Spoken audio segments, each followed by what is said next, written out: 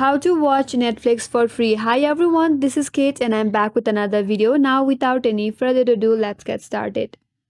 So today in this video, we will see if we can watch Netflix for free or not.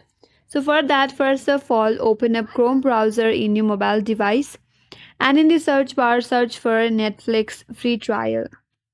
Then tap on this first link that says Netflix free trial. And as you can see here, it says Netflix doesn't offer free trials, but you have the freedom to change your plan and cancel online at any time if you decide Netflix isn't for you. There are no contracts, no cancellation fees, and no commitments.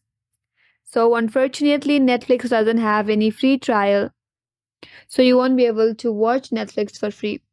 But there's one option you can watch Netflix for free with T-Mobile. So for that, open up new tab and again in the search bar, search for T-Mobile free Netflix.